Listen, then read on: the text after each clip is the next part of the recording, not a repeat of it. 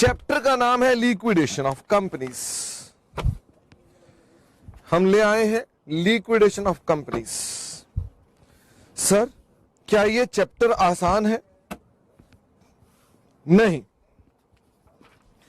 क्या ये chapter super आसान है? नहीं। फिर क्या है सर? ये भगवान कृष्ण का प्रसाद है। ये सुपर डुपर आसान है। ये समझ लो कि जब मैं ये चैप्टर पढ़ाता हूं तो बाहर स्टूडियो के सारे इंजीनियर ऐसे करके बैठ जाते हैं और यही कहते हैं, अरे प्रभु हमारे कोर्स के अंदर क्यों नहीं ये चैप्टर है। मुझे फिर भगाना पड़ा, चलो चलो चलो चलो वापस जाओ, सब इंजीनियर वापस जाओ। और देखो फिर सारे बैठ गए, चलो चलो वापस जाओ भाई, ऐसे थोड़ा ना होता, ये सीए के बच्चों का चैप्टर है, चलो चलो चलो। लिखना शुरू करें।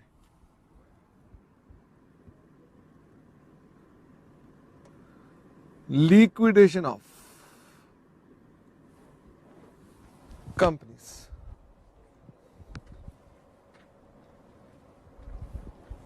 हाँ, सतना खान यही है, खान कहां जाएगा?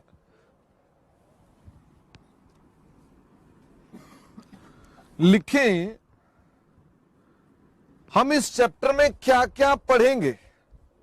सीकर बेटे आप जैसे हमने करा बिल्कुल ऐसे करना, आप निश्चिंत रहें। हाँ, प्रीत विहार इंजीनियरों का भला करने का जिम्मा मेरा नहीं है, तुम्हारा भी नहीं है, यहां ध्यान दो। Jammu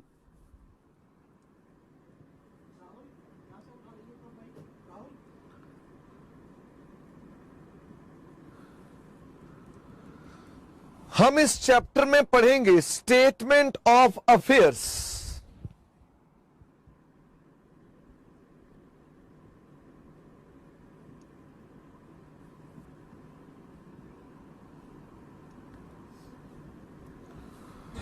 liquidator, final statement of accounts, B list contributory, ये नाम है उसका, B list contributory. B list contributory. Girish Pak, Anmol तुम मुझसे पिटोगे बेटे, मैं कलकत्ता आ रहा हूं 10 मार्च को, तुम्हारी वहीं डांट लगाऊंगा। Rajouri Garden, statement of affairs, statements. ओ बेरमपुर कह रहे हैं सर ये चैप्टर हमने बीकॉम में पढ़ा था, वेरी वेरी गुड।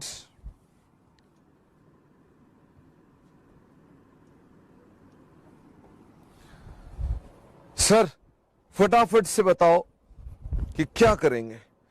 मैंने कहा बेटे मैं ये देख लूं कि इस बार के एग्जाम में इसका क्वेश्चन है कि नहीं है। हाँ सर वेरी गुड, ये तो आपको देख ही लेना चाहिए कि इस बार के एग्जाम में इसका क्वेश्चन था कि नहीं था। इस बार के, अरे बाप रे बाप, सॉरी बेटे सॉरी, इस बार के एग्जाम में बायबैक का क्वेश्चन था, हमने ध्यान ही नहीं दिया। इस बार के एग्जाम में बायबैक का क्वेश्चन था, वो हमने ध्यान नहीं दिया, अब होमवर्क में करना पड़ेगा। फटाफट से यहां पर देख लीजिए क्वेश्चन क्या था। बैलेंस शीट दी हुई है, शेयर कैपिटल इक्विटी प्रेफरेंस, और लिखा है प्रेफरेंस शेयर हमने 2 महीने पहले बायबैक के लिए इशू की है। फिर कैपिटल रिजर्व, रेवेन्यू रिजर्व वगैरह वगैरह सब कुछ दिया हुआ है। फिर आगे लिखा है company passed buyback 20% of capital eight ₹15। It sold investments for ₹so and so, redeemed preference shares at a premium of so and so. Included in the investments were investments in own debenture costing 3 lakhs. These debentures were cancelled. क्या ये point आप deal कर पाएंगे? ये हमने debentures का point अभी तक समझाया हुआ नहीं है। चलो आप ट्राई कर लेना, जैसे अपने पास डेटर क्रेडिटर कैंसिल कर देते हैं ना, वो कह रहा है हमारे पास हमारी लायबिलिटी और हमारी इन्वेस्टमेंट है, दोनों को कैंसिल करना है, तो आप इसे कैंसिल नहीं कर पाएंगे तो मैं क्लास में करा दूंगा। बाकी का पार्ट वही है जो क्वेश्चन करते थे, जनरलाइज करना एंट्री। ये वैसे आप पढ़ोगे डिबेंचर्स के चैप्टर में, डिबेंचर्स का चैप्टर आएगा तो वहां पढ़ेंगे। बट अब उसके लिए हम रुकना नहीं चाहते, तो I will give this in homework and I will discuss this point again in the class. Okay, ठीक है सर, ठीक है सर, आप चिंता मत करो सर। और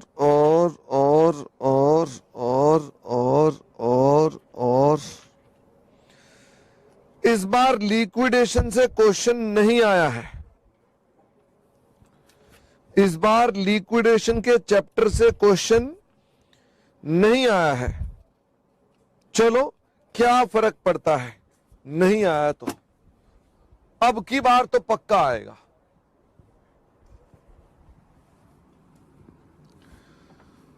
लिखना स्टार्ट करें। नंबर 1,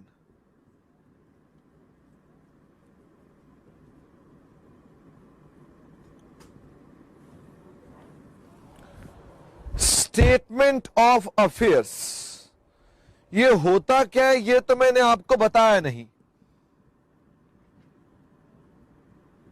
इसका नाम एक और भी है, form number 57।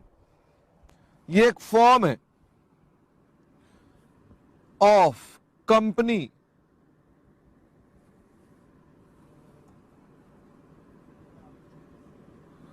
Court rules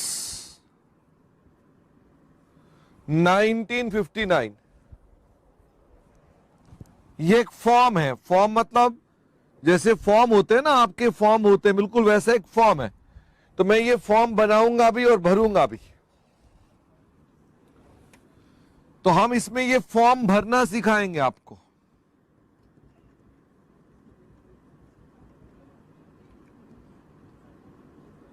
expected to produce, produce मतलब रियलाइज। मुंबई बोरीवली पूछ रहे हैं क्या हमने बनाना है? नहीं, मुंबई बोरीवली तुमने देखना है खाली, नालायक। बनाना नहीं तो और क्या करना है? पर्टिकुलर्स। अभी हम बाद में बताएंगे ये क्या है। सिर्फ और सिर्फ पहले इसको समझ लें कि ये क्या चीज है, फिर बताएंगे ये क्यों बनता है। Assets,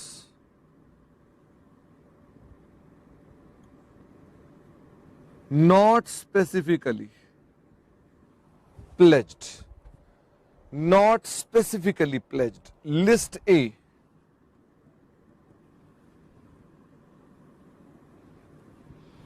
cash, debtors,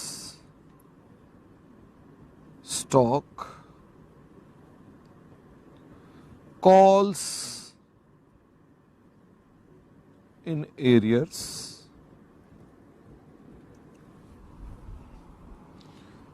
assets,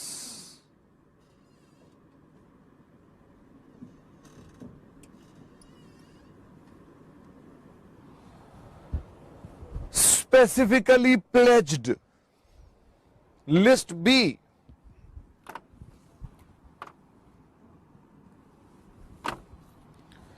list B,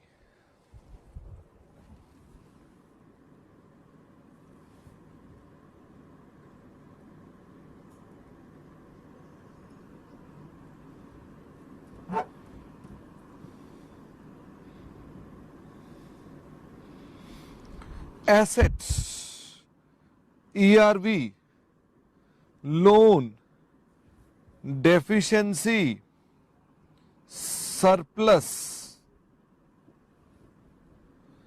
surplus आएगा तो आउटर कॉलम में।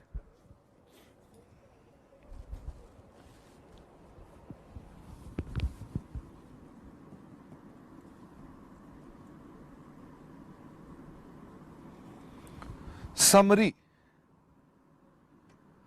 ANSP, ASP, total.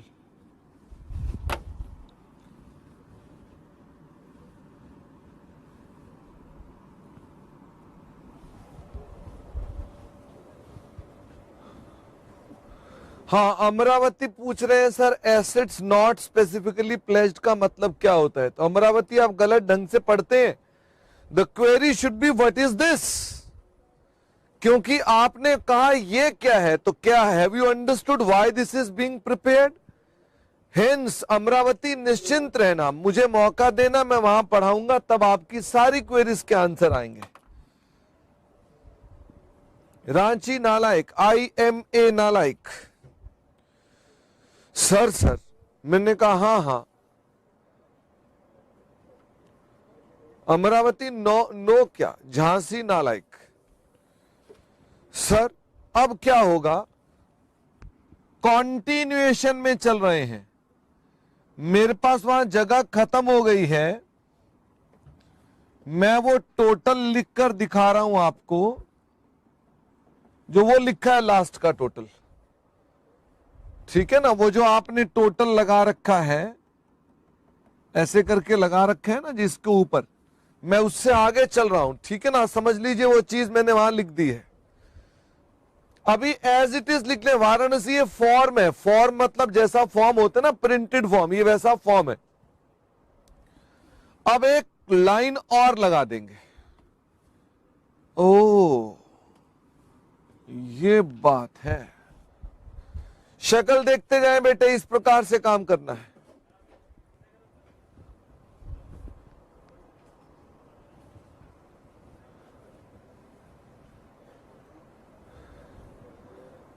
जम्मू नालायक, चलो जी,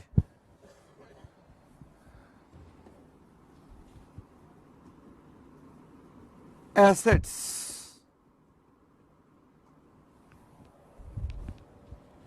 book value,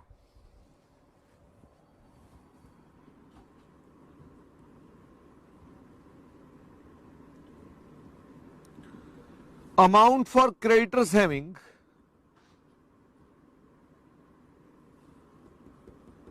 fixed charge, balance, amount for creditors having fixed charge,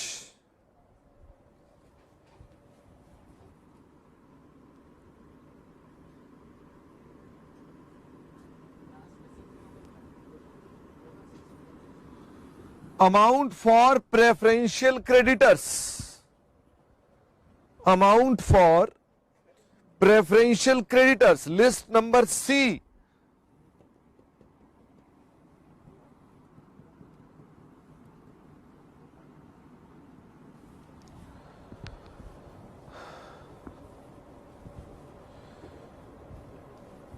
Kanpur, इस संडे में कानपुर में आ रहा हूं, पता आपको? संडे नहीं, सॉरी सैटरडे, सैटरडे नहीं शायद संडे है, मुझे पता नहीं एग्जैक्टली क्या है। फिर उसके बाद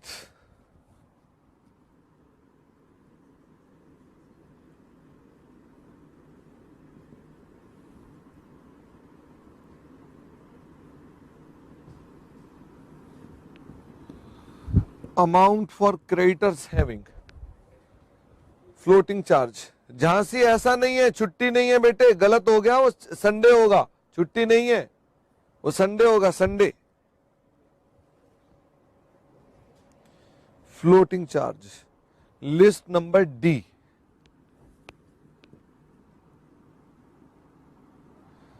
ये लिखते रहना बेटे, आज प्रिंटर नहीं चल रहा है।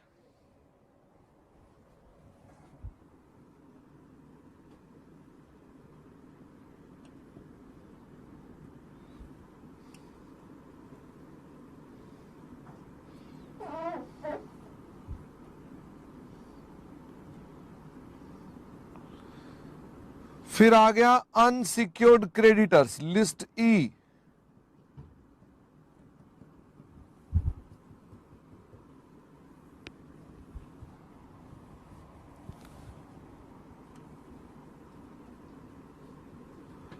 बेटे यहां मैंने गलती से एसेट लिख दिया था, ये लायबिलिटीज लिखनी थी, सॉरी, मैंने एसेट लिख दिया था, ये लायबिलिटीज चल रही हैं, मैंने एसेट लिख दिया था।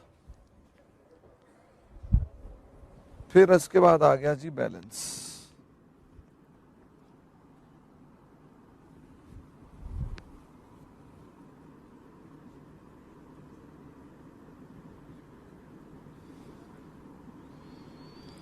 Amount for preference shareholders, list F, amount for preference share holders.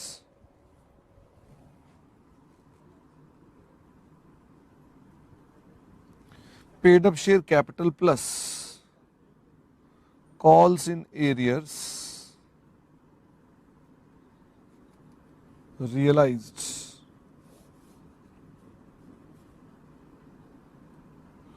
ये है जी।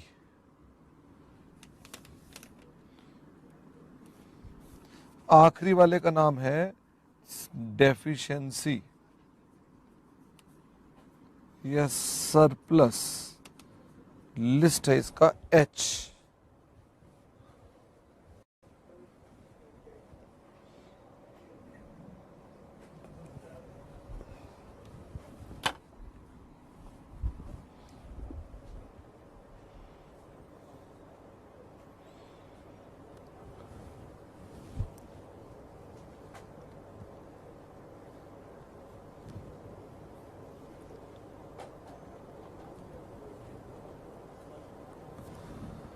अब देखना यह है कि पहले कौन सा बच्चा लिखता है। वाराणसी कह रहे हैं सर क्या इसे याद रखना है? नहीं बेटे, ये मैंने आपको सिर्फ ऐसे ही सुंदर लिस्ट बनवाई है, याद तो करना ही है। कालका जी चिंता मत करें बेटे, बिल्कुल आसान है। आप घबरा गए, ऐसे थोड़ा ना घबरा जाएंगे। राजौरी गार्डन बेटे, इस पर भी हम बहुत जल्दी आने वाले हैं। चलिए,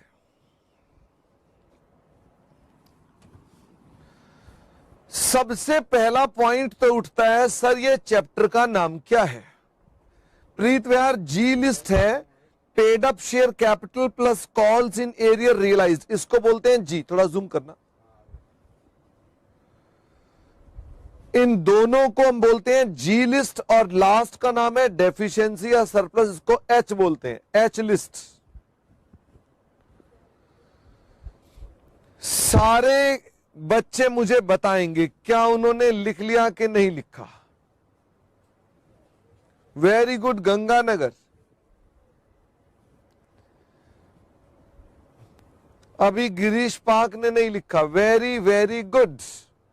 वाराणसी ने लिख लिया, कोहाट ने लिख लिया, जम्मू ने लिख लिया, झांसी ने लिख लिया, मुंबई बोरीवली ने लिख लिया, जोधपुर ने लिख लिया, इंदौर ने लिख लिया, राजौरी गार्डन ने अभी भी नहीं लिखा, सीकर ने अभी भी नहीं लिखा,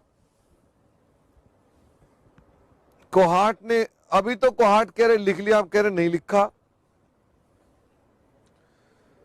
आज बेटे इसका प्रिंट आउट नहीं मिल पाएगा, गंगानगर बेटे प्रिंट नहीं निकाल पाएंगे, इसलिए आप लोगों को इसे आज फटाफट खुद ही लिखना है। एफ लिस्ट के बाद बैलेंस आएगा, एफ लिस्ट के बाद, अच्छा एफ लिस्ट के बाद बेटे बैलेंस लिख दीजिए, एफ लिस्ट के बाद बैलेंस लिख दीजिए। हाँ आप मुंबई बेटे, मैं मुंबई अभी चल रहा हूं, बस पहुंच रहा हूं थोड़ी देर में। चलिए अब सबने लिख लिया है। पहले मुझे ये बताएंगे सर ये चैप्टर क्या है, ये चैप्टर क्या है, ये चैप्टर क्यों है? गाना है ना, मैं ऐसा क्यों हूं, मैं ऐसा क्यों हूं, वैसे ये चैप्टर है जिसमें ये जानना हमने कि चैप्टर क्या है। सब बच्चे ध्यान से कंसंट्रेट करेंगे। मैं आज अपने पास इसकी सिर्फ इंफॉर्मेशन दूंगा और जो इंफॉर्मेशन दूंगा उस इंफॉर्मेशन को इसके साथ कनेक्ट करके दिखाऊंगा आपको, और आपको लगेगा इसमें तो कुछ है ही नहीं। ठीक है ना? होपफुली आज की क्लास समझने में ही खत्म हो जाएगी, इसके ऊपर हम कोई भी सवाल आप नहीं कर पाएंगे। आज हम केवल समझेंगे, and I want very very high level of concentration. इसलिए गिरीश पार्क, मुंबई थाने, प्रीत विहार, लक्ष्मी नगर, आइए मेजर, आइए 5-7 नालायक सेंटर बिल्कुल कंसंट्रेट करना शुरू कर दे। लिक्विडेशन का मतलब क्या है? लिक्विडेशन का मतलब सर लिक्विडेट होना। क्या आपने कभी बर्फ को मेल्ट होते हुए देखा है? हाँ सर, वो लिक्विडेट होती है। लिक्विडेट मतलब अपने सख्त रूप से तरल पदार्थ में आ जाना। कंपनियां भी लिक्विडेट होती है, कंपनियां भी लिक्विडेट होती हैं। जब कंपनियां लिक्विडेट होती हैं, that is called liquidation of companies. Sir हमने एक सुना था वाइंडिंग अप के बारे में, वाइंडिंग अप क्या होता है, लिक्विडेशन क्या है, वाइंडिंग अप क्या है? और सर हमें एक बात और बताओ कि लिक्विडेशन वाइंडिंग अप के अलावा डिसोल्यूशन भी सुना था हमने वर्ड, वो क्या है? तो मैं आपको ऐसा करता हूं, मैं आपको एक सिंपल से तरीके से लिक्विडेशन को और वाइंडिंग अप को बताता हूं, जिससे कि आपको, अभी मैं कोई क्वेरी नहीं सुनूंगा, इसलिए आप बेकार में ही अपनी क्वेरी लिख रहे हैं। इसलिए जितने बच्चे क्वेरी लिख रहे हैं, कृपा करके अपना टाइम वेस्ट ना करें। मैं उधर देख भी नहीं रहा, मैं आप ही को देख रहा हूं सामने, इसलिए बिल्कुल कूल होकर मेरी बात को भीतर आने दे, रुके नहीं। खान साहब, क्या ये चेयर बच्चों को यहां तक दिख पाएगी? नहीं दिख पाएगी ना, नहीं दिख पाएगी।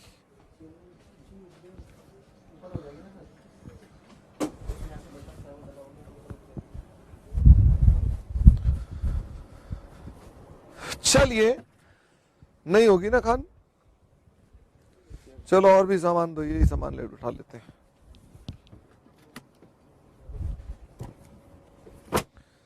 भाई इससे ऊपर नहीं हो सकती ना? चलो अभी अभी ला रहे हैं, ये हीरो है हमारा। ओ क्या गजब, देखो साहब, खान साहब देखो, खान साहब ने कितनी ऊंची कुर्सी कर दी।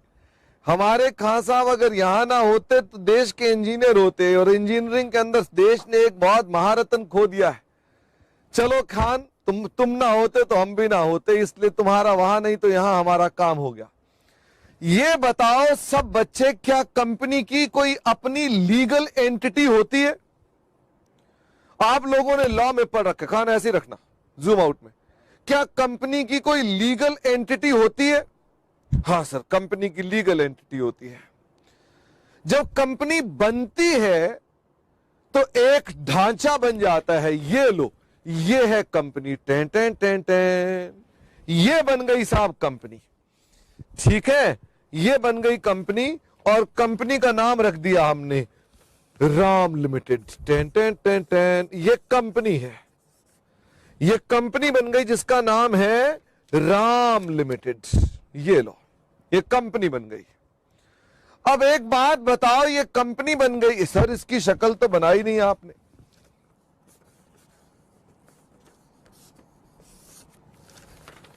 ये लो, हमने शक्ल भी बना दी है इसकी, राम लिमिटेड की। खान आपने बिल्कुल जूम आउट करके रखना है।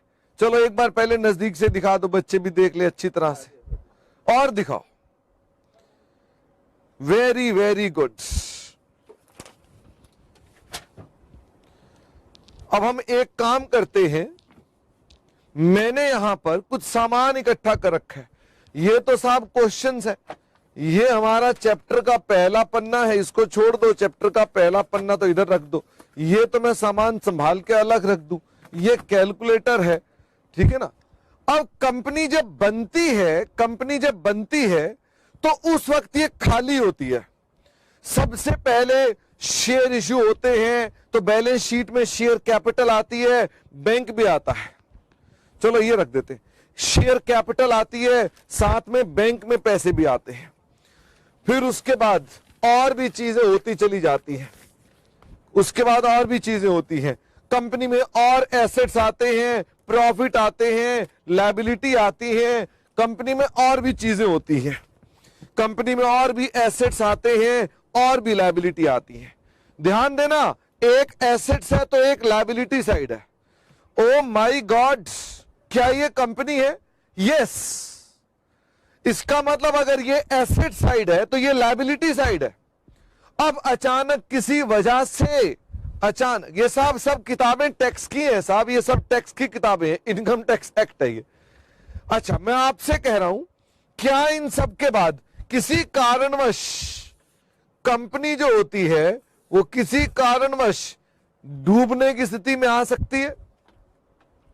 बताइए फटाफट से, क्या कंपनी डूबने की स्थिति में आ सकती है कि नहीं आ सकती है? अब भाई बिल्कुल आ सकती है। अगर कंपनी डूबेगी तो क्या मैं इसको सीधा का सीधा लिक्विडेट कर दूंगा?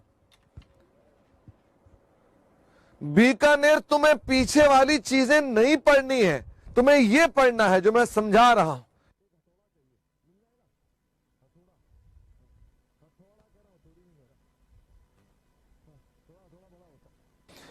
हां जी, तो मैं आपसे कह रहा था कि यहां पर इस कंपनी को हमने लिक्विडेट करना है।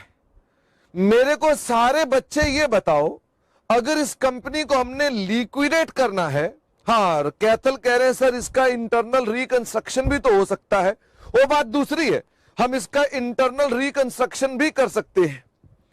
मैं 1 मिनट में आया बेटे, 1 मिनट में आया।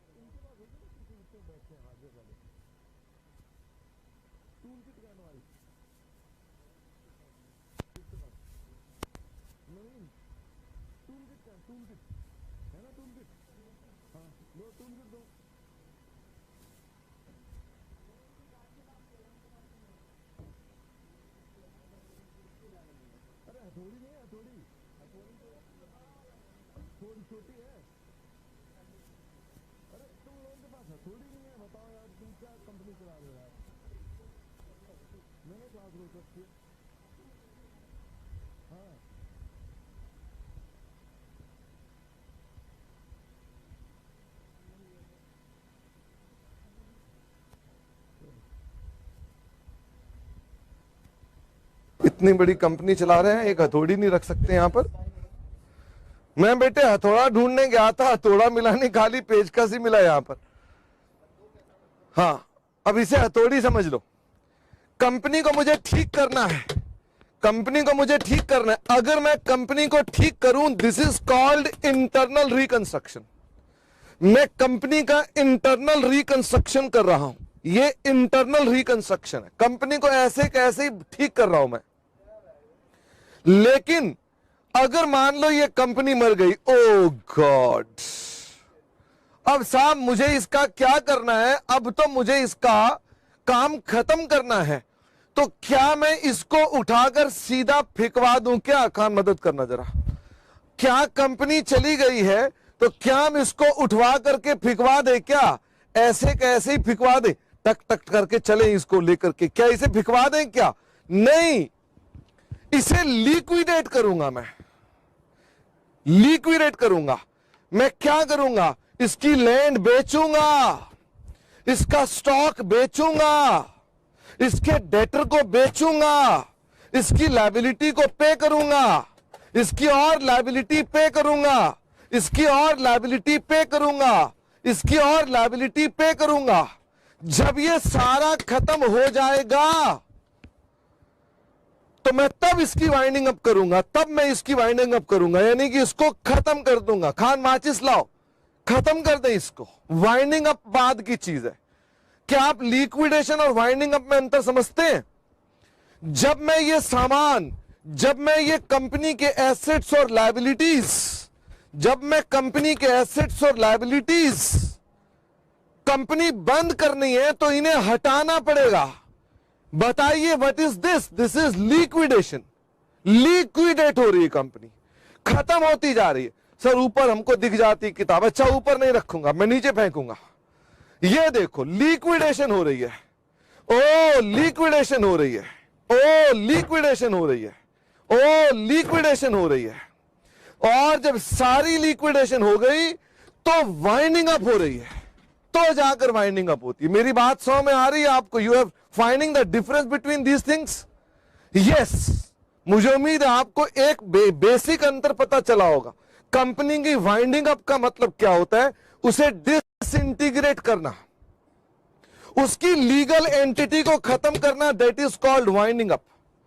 और liquidation is the step which precedes winding up. Winding up से ठीक पहले हम उसकी लिक्विडेशन करते हैं। यह इसलिए था। Sir, what is meaning of dissolution?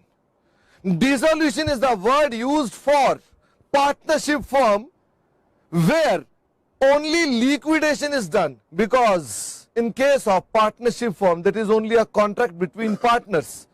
इसलिए word dissolution use किया जाता है only in case of partnership firm. But in our case of companies, because companies have a separate legal entity, इसलिए हमें लिक्विडेशन करनी पड़ती है. Please tell me what is the name of this chapter. अब दिखाओ खान, चैप्टर का नाम बताओ. अब पढ़िए ध्यान से. लिक्विडेशन ऑफ कंपनीज, यानी वाइंडिंग अप के पहले थोड़ी सी देर पहले हम उसको लिक्विडेट करते हैं. बात समझ में आ गई? लिक्विडेशन में ये क्या चीजें हैं, हम धीरे धीरे चलेंगे. अब मैं इन पर आने से पहले अब लिक्विडेशन का प्रोसेस बताऊंगा. खान जूम आउट करो. क्या मैंने यहां पर किताबों को यहां से जब वहां रखा, क्या यह लिक्विडेशन है? अरे भाई, किताबों को नहीं फेंका मैंने, यहां मेरे पास जगह है. ये देखें, यही रखी हुई है किताबें, चिंता मत करें, कहीं नहीं फेंकी मैंने किताबें. वो नीचे बहुत बड़ी ड्रॉअर है, वहां रखी है किताबें हमने, जमीन पर नहीं फेंकी, चिंता मत करो. तो हम बात कर रहे थे कि भाई लिक्विडेशन का प्रोसेस क्या है, how companies are liquidated. Liquidation का प्रोसेस क्या है, मुझे अब यह डिस्कस करना है आपके साथ. मुझे उसके लिए 5 मिनट चाहिए समझाने के अंदर कि भाई ये प्रोसेस कैसे होता है. ये मैं पेचकस वापस कर दूं जरा उनको. ये लीजिए, कैच करना, देखना कौन है, कौन कैच करता है. Thank you. आइए जी, अब मेरे साथ साथ जरा लिक्विडेशन का प्रोसेस जानिए. लिक्विडेशन में बड़ी हेराफेरी होने की संभावना है. मुझे इसके अंदर फिर से, मुझे तो यहां पर अब कुछ ज्यादा लोगों को भी लाना पड़ेगा और बाहर से सब भाग जाएंगे मुझे देखते ही. अब हाँ, आइए चलो.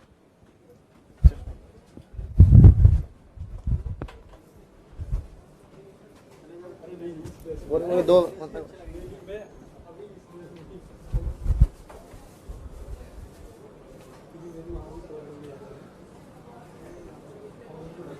ललित,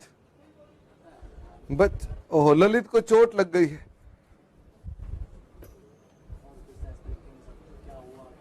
अभिषेक आना जरा.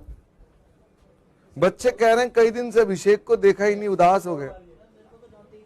नहीं जानते हैं? आओ बच्चों, आज आपको अभिषेक से मिलवाते हैं. सेहत संबंधित सारी समस्या इनको मेल किया करो. आओ खान, तुम भी आना. देखो साहब, ऐसा है, आज हम यहां एक फिल्म बनाने जा रहे हैं. खान बिल्कुल जूम आउट कर दो, बिल्कुल दनादन जूम आउट कर दो, ठीक है? आज हम एक फिल्म बनाने जा रहे हैं. उस फिल्म के अंदर कई कैरेक्टर चाहिए और आप सब उस फिल्म के कैरेक्टर बनने जा रहे हैं. ये कंपनी है. ये कौन है? कंपनी. बैठना नहीं है ऊपर. हाँ, वो कंपनी में बैठने लगे. कंपनी बैठने की चीज थोड़ी ना होती है, कंपनी है ये, ठीक है? इनमें से सबसे शैतान वैसे यही है. तो सबसे पहले ऐसा करते हैं, सबसे पहले तो कंपनी की बेटे जगह थोड़ी कम है तो कंपनी को यहां से हटा दें. ये कंपनी के डिवेंचर होल्डर है. कौन है? डिवेंचर होल्डर है, ठीक है ना? अच्छा, और मिलवाता हूं कंपनी के अंदर और कौन कौन लोग हैं. ये कंपनी के सिक्योर्ड लोन है, लेकिन इनके पास नहीं, सिक्योर्ड नहीं, अनसिक्योर्ड लोन है. वो डिवेंचर होल्डर थे, तो ये कौन है? अनसिक्योर्ड लोन, ठीक है ना? आपने कंपनी से पैसे लेने हैं, फील लानी है आपने आज कि आपने कंपनी से पैसे लेने हैं, ठीक है ना? आपने भी लेने हैं. ध्यान देना, आपके पास कोई सिक्योरिटी नहीं है, इन साहब के पास सिक्योरिटी है. आपसे बेहतर हो गए ना, ये कंपनी से सिक्योरिटी है तो ये ज्यादा रिकवरी कर सकते हैं. आइए और देखें, ये कौन है? ये कंपनी के साधारण क्रेडिटर्स हैं. भाई माल सप्लाई कर रखा है कंपनी को, ये शीट सप्लाई किए, पैसे चाहिए, ठीक है ना? ठीक है. और देखें, ये कंपनी के प्रेफरेंस शेयर होल्डर है.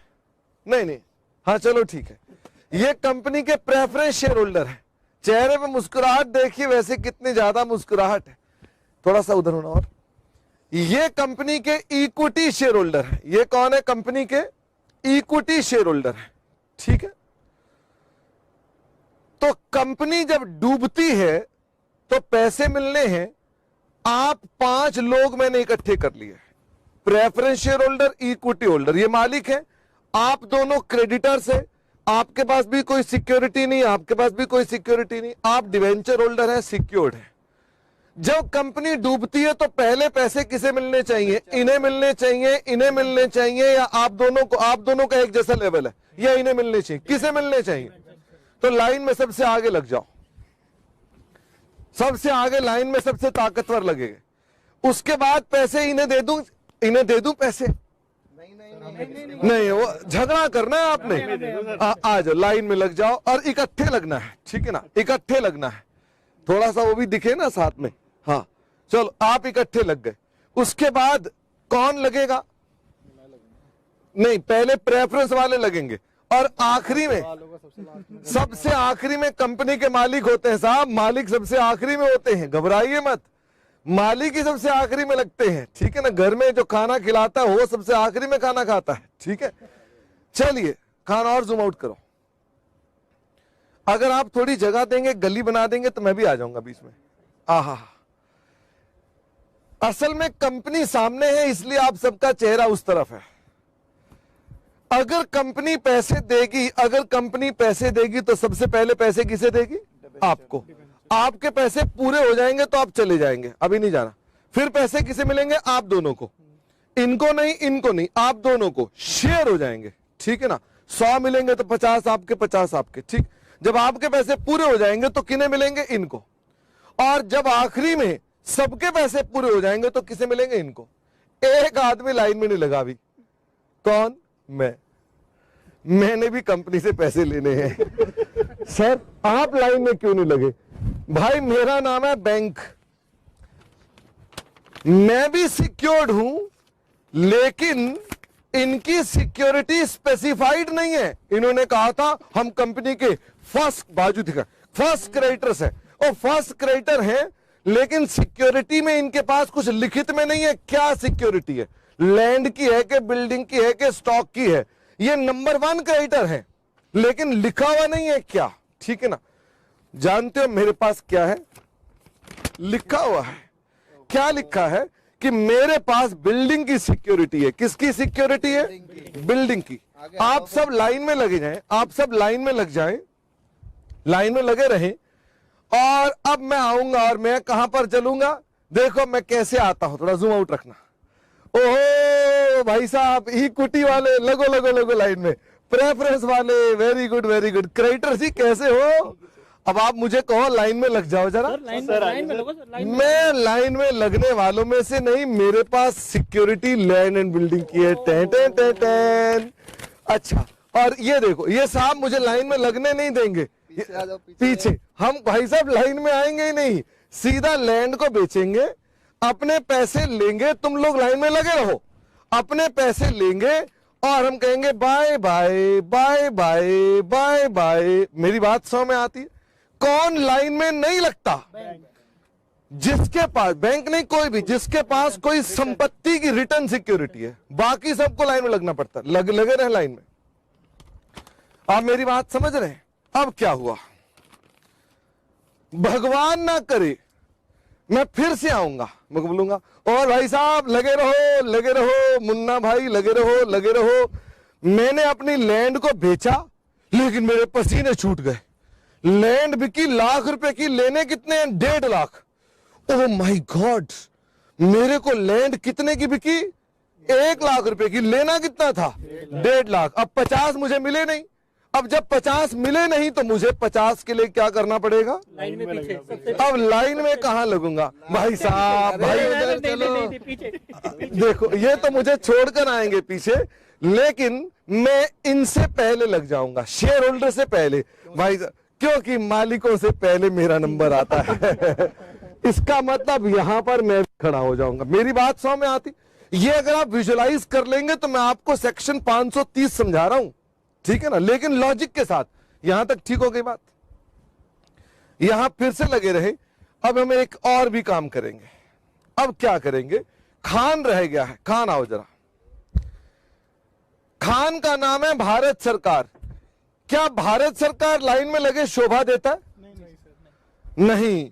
तो पहले तो मैं लाइन में लगा दूं भारत सरकार को। इन्होंने ये सरकार ही पे लगी, सरकार ने कंपनी से टैक्स लेना होगा ना। सरकार क्यों खड़ी है लाइन में? सरकार ने कंपनी से क्या लेना था? टैक्स लेना था। लेकिन सरकार ऐसे कैसे, सरकार अपने माथे पे हाथ रखेगी, कहेगी मैं ऐसे पीछे कैसे, सरकार होकर पीछे खड़ी हूं। सरकार क्या करेगी? कानून क्या बनाएगी? कहेगी सरकार सबसे आगे चलेगी। समझ में आ गई? क्या इसमें कोई लॉजिक दिखता है आपको? सरकार, भाई लॉजिक तो है जिसकी, अब एक बात बताओ, सरकार ने कानून बनाने हैं तो वो अपनी तनख्वाह पहले नहीं निकाल लेंगे, अपना 0.% पहले निकालेंगे, वो आगे। लेकिन एक आदमी जो गरीब वर्कर है, मैं वर्कर हूं, गरीब आदमी हूं, अब मैं भी लाइन में लगा हुआ हूं, तो मैं क्या कहूंगा? अरे देखो ना साहब, गरीबों का तो कोई नहीं, सारे के सारे बड़े बड़े आदमी ऊपर, गरीबों का कोई नहीं। तो सरकार को तरस आएगा, सरकार मुझे क्या देगी? बाजू, और कहेगी वर्कर जी आगे आ जाओ, वर्कर मुझे आगे बुला रहे। इसका मतलब लाइन में और आगे कौन लग गए? लाइन में कौन आगे लग गए? भारत सरकार भी आगे है और वर्कर भी आगे हैं। फिर किसका नंबर है? आपका, आपका, आपका, आपका। यहां तक ठीक? ये बात समझ में आ गई है? बाहर आओ। अगर ये समझ में आ गई तो जाते जाते वो देखना, वही लिखा हुआ लो, कहां साहब दिखाओ। सबसे पहले पैसे किसको मिलेंगे? जिनके पास फिक्स चार्ज है उनको पैसे सबसे पहले मिलेंगे, बल्कि उनको तो लाइन में मानो ही मत लगाया हुआ है। उनके पैसे अगर आप ध्यान दें तो मैंने यहीं पर पे कर दिए, एसेट के साथ पे कर दिए। मैं आया था लाइन में, मैं बिना लाइन के पैसे ले गया था। यानी ये सज्जन तो वो हैं जो लाइन में लगते ही नहीं है, जिनके पास फिक्स्ड चार्ज है। फिक्स्ड का मतलब होता है जिनके पास किसी लिखित एसेट का चार्ज है। लाइन यहां से शुरू होती है। सबसे पहले लाइन में कौन लगेगा? भारत सरकार। और कौन लगेंगे? गरीब वर्कर। उनको नाम दिया लॉ ने प्रेफरेंशियल क्रेडिटर। सबसे पहले पैसे कौन लेंगे? Preferential creditor.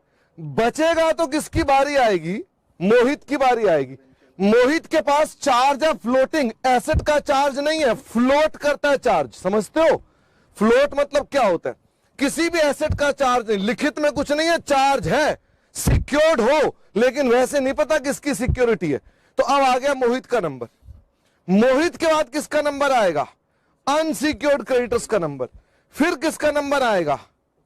प्रेफरेंस वालों का। और आखिरी में नंबर किसका आएगा? मालिकों का नंबर आएगा। कुछ बचा तो बचा, नहीं बचा तो नहीं बचा। मेरी बात समझ में आती है? इसका मतलब ये हमारा आधा काम तो सीधा सीधा है, इसमें कोई दिक्कत ही नहीं है। थैंक यू वेरी मच, इतना समझाना था मैंने, सारे बच्चों को समझ में आ गई। कोहाट इनक्लेव कह रहे हैं हमारे यहां बच्चे पागल हो गए। कोहाट बेटे बच्चे पागल कैसे हो गए? अच्छा, झांसी कह रहे हैं हमारी तो समझ में आ गया है। चलो हम और पढ़ेंगे, अभी तो चिंता मत करें, हम और पढ़ेंगे। ये तो मैंने एक पार्ट बताया था। अब हम दूसरी बात भी करते हैं। दूसरी बात यह है कि ये कंपनी के एसेट से जहां से बंटवारा होता है, ये अगर पैसा बट रहा है, ये लाइन लगी हुई है पैसे लेने वालों की, तो ये पैसा है। अब साहब ऐसा है, दो तरह के एसेट्स हैं, मुझे फटाफट से बताएं। मॉडल टाउन जी, हम इसके अंदर अब इसके बाद बारीकी में जाएंगे। What is the meaning of this thing, what is the meaning, हम हर चीज को बारीकी से करेंगे। But before we go over there, we must understand the basic thing, ये है क्या, फिर उसके बाद चलेंगे ना आगे हम। इसलिए आप मॉडल टाउन निश्चिंत रहें, अगली क्लास में भी यही चलता रहेगा। तो मैं आज आपको बेसिक समझा रहा हूं, तभी तो आपको उसके और बिल्डिंग खड़ी कर दूंगा मैं। तो एसेट्स के दो भाग कर दिए। सब कह रहे हैं जी फिक्स्ड और करंट, गलत। ये फिक्स्ड और करंट नहीं किए। ये बताओ वहां पर जो एसेट थे कंपनी में, जब यहां रखे थे, तो कुछ एसेट्स ऐसे थे जो बैंक ने आगे बेचे थे। प्लीज टेल मी यस और नो। क्या कुछ एसेट्स बैंक ने आकर बेचे थे अपने पैसों की वसूली करने के लिए? यस और नो? यस। जो एसेट बैंक ने बेचने हैं उनको हम बोलते हैं एसेट्स स्पेसिफिकली प्लेज्ड, और जो एसेट्स बैंक ने नहीं बेचने हैं they are called assets not specifically pledged. ये दो भाग कर दिए।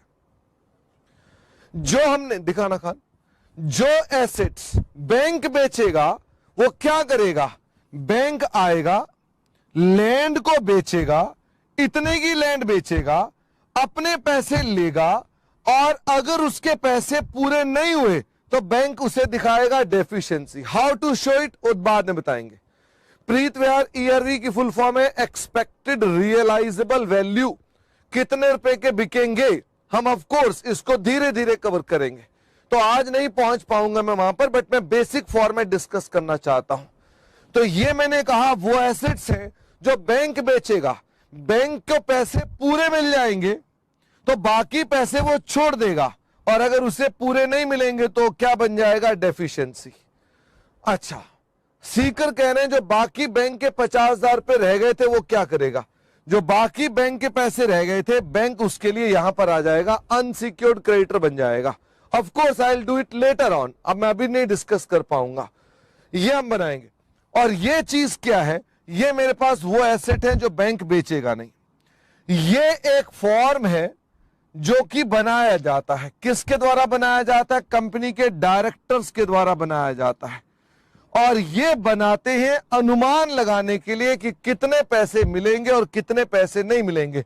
यही फॉर्म फिर अखबार में छपता है, यही फॉर्म लोगों के घरों में आता है, लोग देखते हैं कि कंपनी का ये हाल होने वाला है, ये ब्लूप्रिंट है कंपनी का कि ऐसा ऐसा होगा कंपनी के साथ। फिर बाद में ये चीजें रियल में होती हैं, अब ये हुई नहीं है रियल में, ये सब अनुमान है, एक्सपेक्टेड, ऐसा ऐसा होने की आशा है, ऐसा ऐसा होगा। फिर जब सच में ऐसा होता है तो ये टॉपिक बन जाता है, ये एक्चुअल है, ये अनुमान है तो ये एक्चुअल है। ये चीज बाद में आएगी तो डिस्कस करेंगे। तो मैं एक ब्रॉड आइडिया देता हूं, मैं आपको इसके ऊपर कुछ बातें और लिखवा देता हूं क्योंकि इतना टाइम नहीं है कि मैं क्वेश्चन ले पाऊं, तो मैं आपको ऐसा करता हूं, मैं आपको कुछ नोट्स लिखवा देता हूं, बाकी की चर्चा मैं बाद में करता हूं, ठीक है ना। चलो ठीक है सर, आइए मेरे साथ साथ लिखेंगे notes.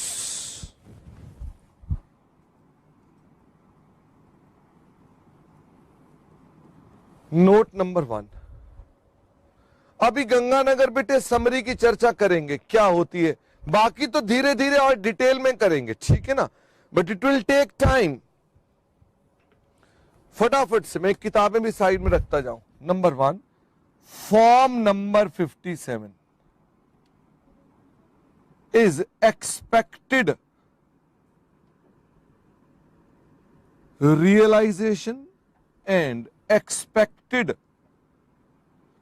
payment sheets prepared by directors and distributed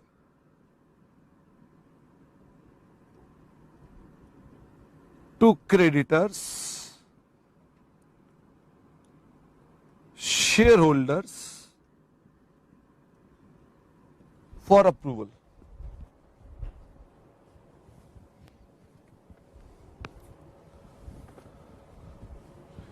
फटाफट से पहला पॉइंट लिखें। आज बेटे प्रिंटर नहीं है इसलिए आप लोग फटाफट लिखें। हमने किताबें अलग अलग रख दी हैं, जो किताबें हैं वो अलग अलग रख दें क्योंकि हमने किताबें उठाई थी यहां से। हाँ, राजौरी गार्डन बेटे अभी चर्चाएं करेंगे, चिंता मत करें। ठीक है सर। सतना ने तो कर लिया है। Second point,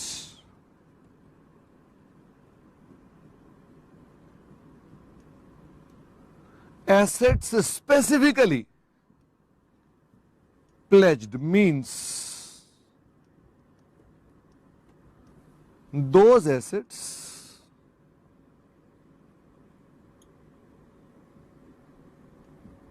which have been given as security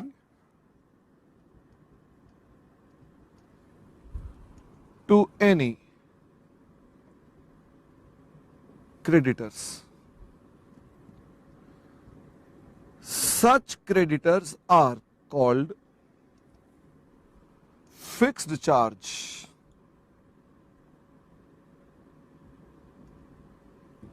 creditors.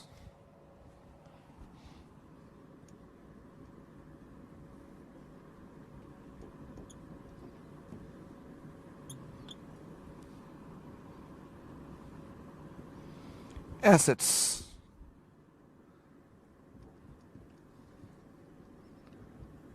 Creditors.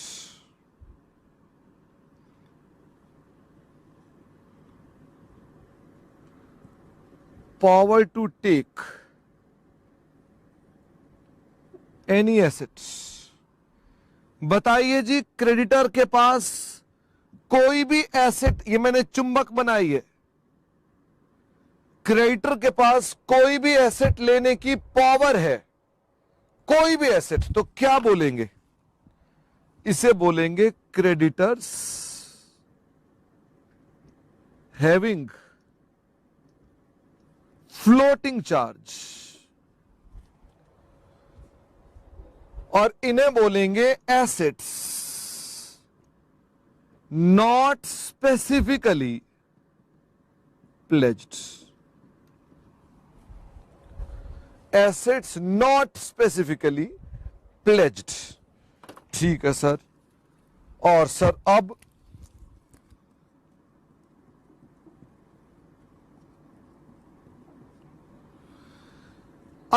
Creditors के पास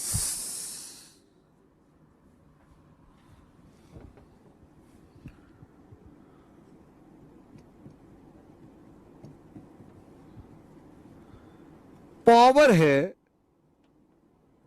सिर्फ ये दो एसेट्स को खींचने की।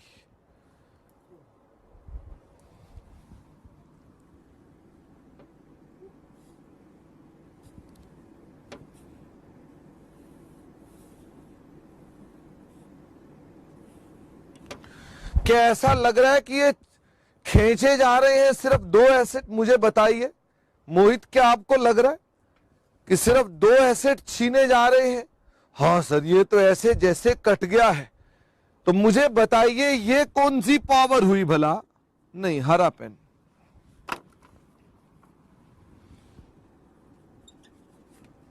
Power to take particular assets, इसे हम बोलते हैं फिक्स्ड चार्ज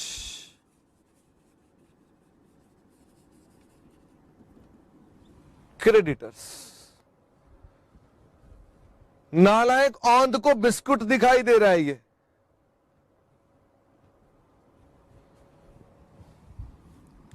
और इन्हें क्या बोलेंगे? एसेट्स स्पेसिफिकली प्लेज्ड, और इन्हें बोलेंगे एसेट्स नॉट स्पेसिफिकली प्लेज्ड। इसको हम प्यार से बोलेंगे ANSP, ANSP, ASP।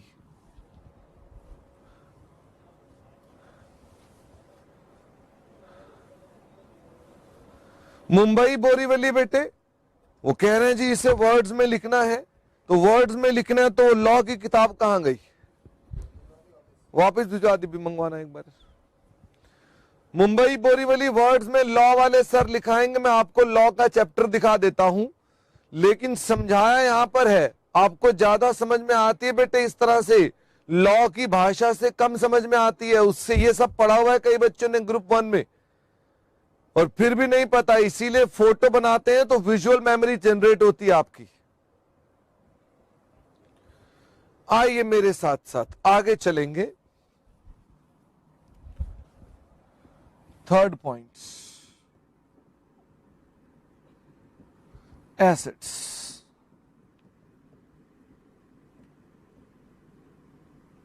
not specifically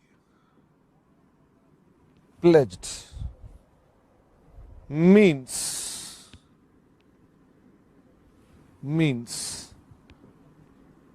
where creditors cannot claim particular assets in settlement of dues.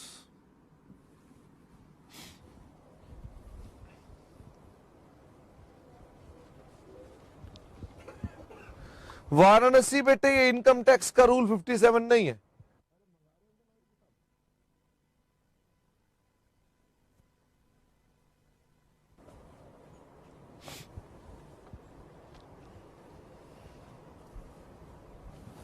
चौथा point,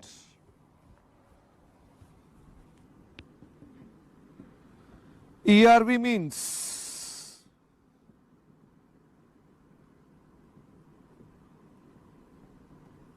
estimated to realize or estimated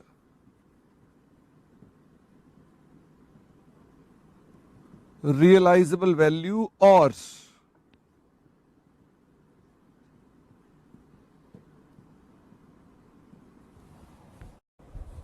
estimated to produce.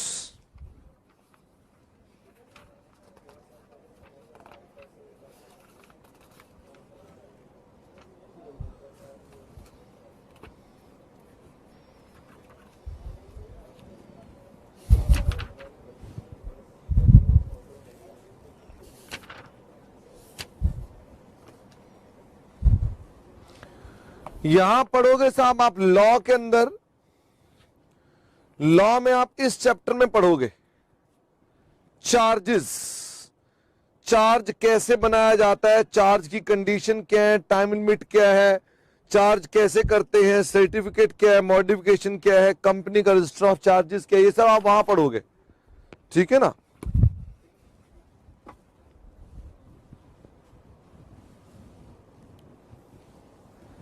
Point number 5.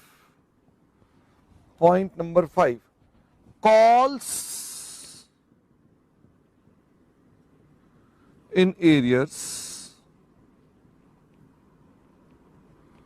are assumed to be assets, but uncalled capital is not treated as assets. अभी ये बात मैंने समझाई नहीं, ये बात हम बाद में समझेंगे कि इसका मतलब क्या है। हाँ जयपुर बेटे अभी बताते हैं आपको, गंगानगर, वाराणसी, राजौरी गार्डन, मुंबई बोरीवली, सब नालायक यहां ध्यान दें। 6 points. If creditors having fixed charge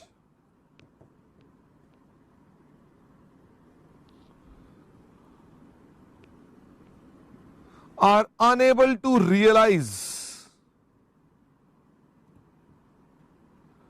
dues, then such deficiency is called unsecured creditors,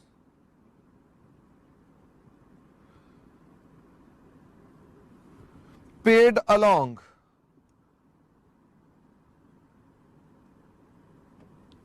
other unsecured creditors.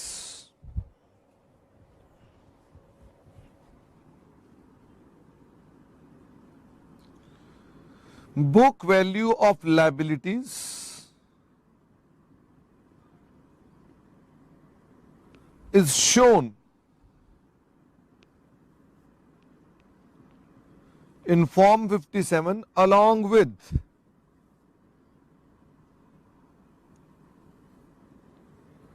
book value of contingent liabilities.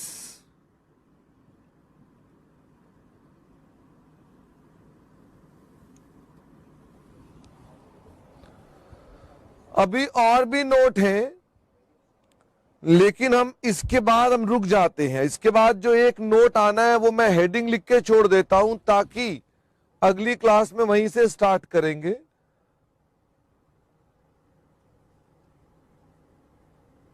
Preferential creditors हम अगली क्लास में यहां से स्टार्ट करेंगे, जहां पर हम आपको मीनिंग ऑफ प्रेफरेंशियल क्रेडिटर्स बताएंगे कि प्रेफरेंशियल क्रेडिटर्स का मतलब क्या होता है।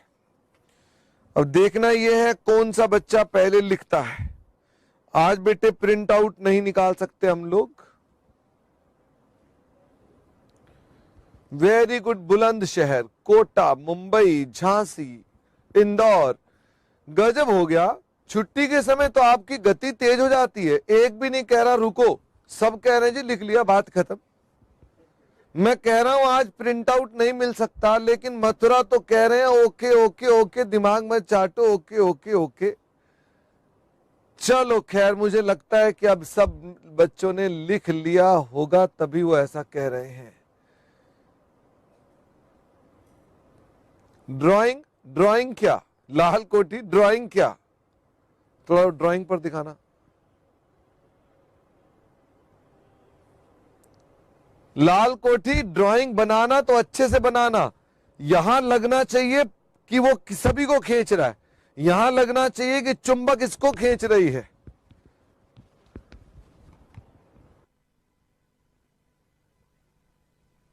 आपको लग पा रहा है ऐसे मोहित कि चुंबक उसको खींच रही है खाली?